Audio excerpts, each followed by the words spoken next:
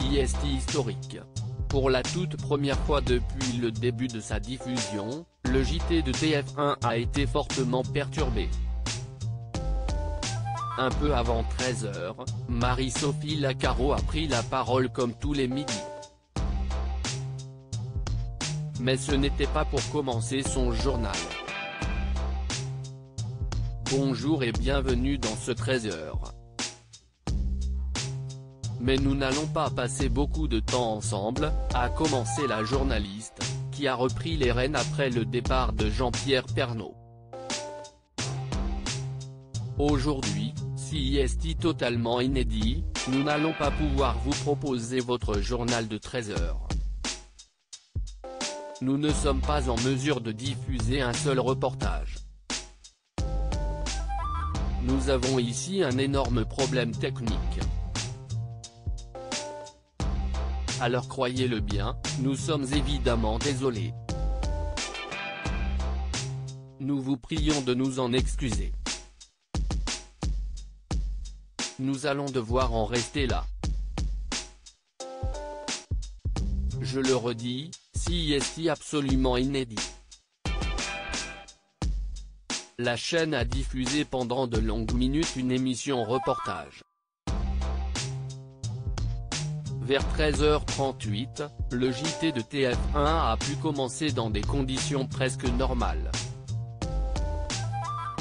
Ça y est, nous avons pu récupérer une partie de nos outils, alors qu'une panne réseau affecte toutes nos antennes et celles de LCI, a lancé Marie-Sophie Lacaro. Sieste pour cela qu'il y a quelques minutes nous n'avons pas pu vous proposer votre 13h à l'heure. Là, nous sommes en mesure de prendre l'antenne et on essaye de retrouver nos habitudes avec les prévisions météo de Lindelia. Évidemment prévenu du problème monstre sur l'antenne de TF1, Julien Bugier a terminé son JT sur France 2 avec une petite blague à destination de celle qui l'a remplacée. Sieste la fin de ce journal, merci de votre fidélité, bienvenue à nos nouveaux téléspectateurs, nombreux paraît-il aujourd'hui, a ironisé le journaliste. Jean-Pierre Pernaut était présent dans les locaux quelques minutes après, il s'est fendu d'un message publié sur son compte Twitter pour s'expliquer. Mais quelques mots aujourd'hui à la fin du journal de France 2 ont visiblement été mal compris.